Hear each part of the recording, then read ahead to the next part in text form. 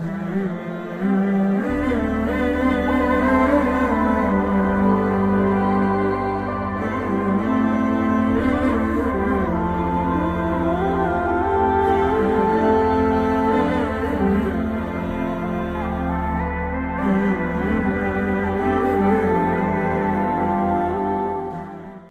بالله من الشيطان الرجيم بسم الله الرحمن الرحيم الحمد لله رب العالمين والصلاة والسلام على سيدنا محمد وعلى آله وصحبه أجمعين رب اشرح لي صدري ويسر لي أمري واحلل عقدة من لساني يفقه قولي رب زدني علما وألحقنا بالصالحين وبعد فلندرم الله جل جلاله وجل شانه. Salavatet dhe selamet e përzemërta ja dërgojmë mësuesit të njerëzimit Muhammed Mustafas alayhi salatu wassalam, familjes së tij të ndershme, shokëve të tij besnik dhe të gjithë besimtarëve dhe besimtareve që e përcjellin këtë rrugë dhe ndjekin rrugën e Allahut dhe sunetin e pejgamberit deri ditën e fundit. Të nderuar vëllezër dhe motra besimtar, assalamu alaikum wa rahmatullahi wa barakatuh. Lusim Allahun Gjelle Gjelaluhu wa Gjelle Shanu që agjërimin e muajit të Ramazanit, luqet dhe ibadetet, leximin e Kur'anit dhe çdo adhurim tjetër Allahu prej neve dhe gjithë besimtarëve të i ban të pranuara. Allahu të jetë i kënaqur me veprat tona, të familjeve tona, fëmijëve tan dhe gjithë ummetit të Muhammed Mustafa alayhi salatu wassalam. Muaji Ramazanit nuk është vetëm muaji i agjërimit, por muaji Ramazanit është edhe muaji i dijes. Është muaji në të cilën Allahu Gjelle Gjelalu wa Gjelle Shanu njerëzimit nëpërmjet pejgamberit sallallahu alaihi wasallam i zbriti dituri të dobishme dhe të vyeshme që me to të jetojnë në këtë botë dhe të fitojnë xhennetin e Allahut në botën tjetër. Prandaj edhe fjala e parë me të cilën Allahu i drejtu pejgamberit të tij sallallahu alaihi wasallam ishte fjala lexo, ikra, pikërisht në muajin e Ramazanit, në natën e 27, natën e Kadrit, natën e vlerave. Prandaj këtë vit apo këtë muaj, ne si popull përkujtojmë një datë e cila i përket asaj që edhe vetë Kurani i Kerim e përmend dhe thotë Kul hel yastawi alladhina ya'lamuna walladhina la ya'lamun. Thuaj, a janë të barabartë ata që dinë dhe ata që nuk dinë. Pra është 7 marsi që ne e përkujtojmë ditën e mësuesit. Që vetë misioni mësues është mision i shenjtë, është mision pejgamberik. Çdo pejgamber ishte mësues të populli i vetë, të ummetet me cilët Allahu i dërgoi, që t'u mësojnë fen e Allahu Gjelle Shanu, që t'u mësojnë të mirën, t'u mësojnë atë që është e drejtë, të largohen nga e pa drejta. Andaj dhe një nga luqet e pejgamberit alayhi salatu wassalam ishte Allahumma arina al-haqqa haqqan warzuqna ittiba'ahu. O Zot, na mësoj që të vërtetën ta shohim si të vërtetë dhe ta ndjekim atë.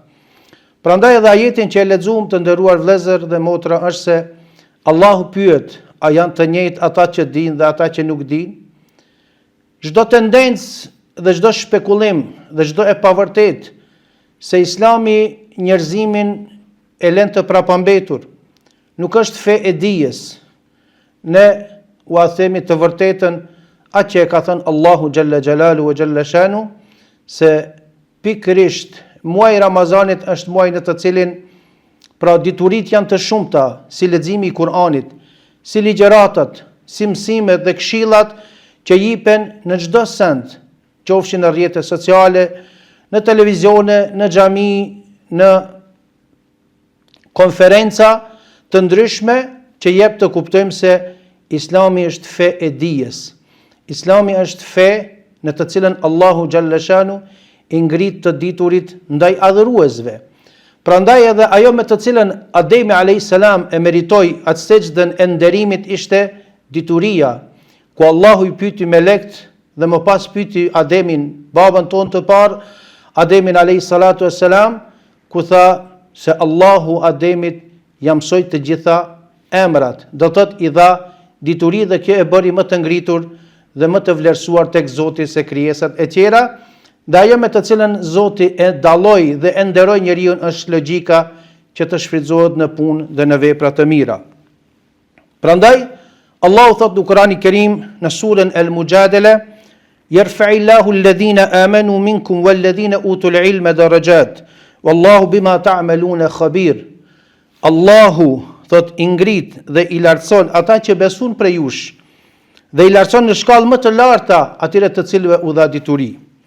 Prandaj të nderuar vëllezër, ne si besimtar, si nxënës, duhet çdo herë ta vlerësojmë mësuesin si një misionar të shenjtë, si një njeri i dijes, sepse diturinë që ne e thithin dhe e marrim nga ata janë gjëra dhe elemente të pashtershme derisa ne jetojmë në këtë botë. Prandaj çdo herë është përmend thënia e Aliut radiallahu anhu, i cili thot, ai i cili më mëson një shkroj do t'i bëhem rob.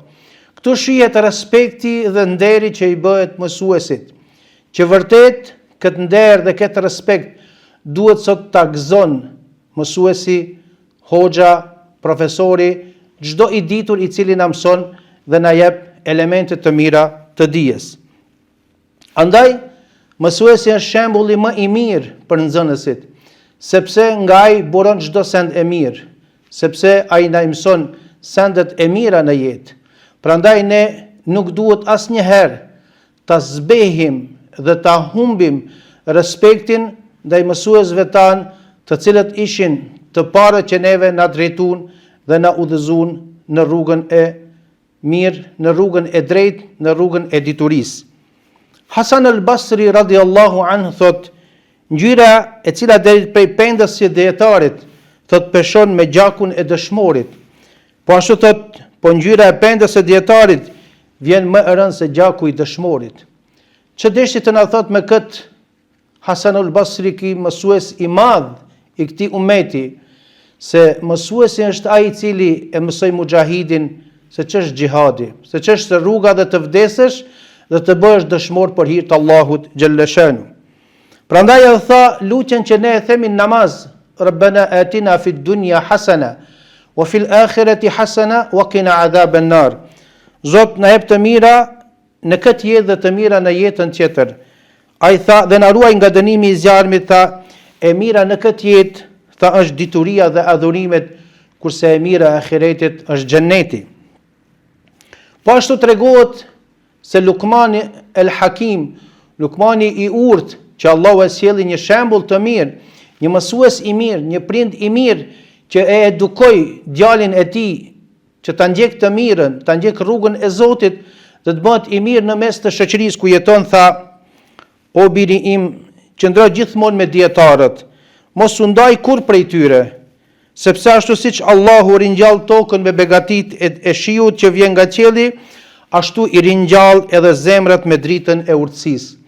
Prandaj çdo herë ne duhet të jemi në ato mexhlise, në ato takime. Prandaj është mundësia shumë e madhe që sot ne mos të harxojmë kohën në xhum e jashtë xhamisë, sepse xhamit në muajin e Ramazanit janë plot urtësi dhe dituri, janë plot mësime dhe këshilla, por asnjëherë mos ta marrim si alibi që ne nuk do të shkojmë në shkollë, që të ndëgjojmë mësuesit tonë se jemi agjërueshëm, por kundrazi ne duhet të jemi më të vijshëm dhe të përcjellim mësimet që i marrim nga mësuesit tanë. Prandaj thot një njeri i urtë, thot kur një njeri i ditur vdes, thot çajnë të gjithë peshqit që janë në det dhe zogjt që fluturojnë në qiell, ndoshta ftira e tij do të zhduket, por dhikri dhe kujtimi i tij nuk do të harrohet kurrë. Prandaj kemi një ngjarje që mendoj që do ta përmbyllim këtë mesazh të agjerimit të nderuar vëllezër. Thot pejgamberi alayhis salatu wassalam, thot ka kalu pranë dy grupe njerëzish, një grup të cilët po banin namaz nafile dhe grupa tjetër ishin duke mësuar. Atëherë pejgamberi alayhis salatu wassalam thot u afru dhe ul pranë grupës të cilët po mësonin, dhe sikur të habitur e pyetën, thanë ja Rasulullah, tha grupin në të cilin njerëzit mësojnë dhe i aftësojnë të cilët që nuk din janë më të mirë se grupi që i lutet Allahut dhe i drejtojnë atij, thot, dhe unë jam i dërguar mësues. Prandaj e përmbyllim këtë mesazh me një hadith të pejgamberit alayhis salam i cili thot: pasuesit e mi do të përparojnë me ndihmën e Zotit dhe ndihma e Zotit do të jetë me ta derisa pushtetarët do t'ju nënshtrojnë dietarëve. Derisa udhëhecat i marrin mësimat dhe këshillat nga të diturit, nga hoxhallarët, nga mësuesit, nga profesorët, dituritë e dobishme, atëherë do të jetë ndihma e Zotit xhallal shanu. Ne shpresojmë dhe lutim Allahun xhallal shanu që në këtë ditë që ne përkujtojmë mësuesit tanë që ishin shkak të cilët na mësuan shkronjat, na mësuan numrat, na mësuan shumë sende të mira, na edukuan si të jemi të sjellshëm dhe të moralshëm në jetën tonë. Lutim Allahun që ata që janë të gjallë, Allahu të jap shëndet dhe jetë të mirë. Ata që kanë vdekur, Allahu të i mëshiron dhe të na takon me to në xhennet. Përfund lutim Zotin që agjerimin e muajit të Ramazanit dhe këto ditë agjerimi dhe adhurimi Zotit i pranon prej neve. Walhamdulillahi Rabbil Alamin. El Fatiha.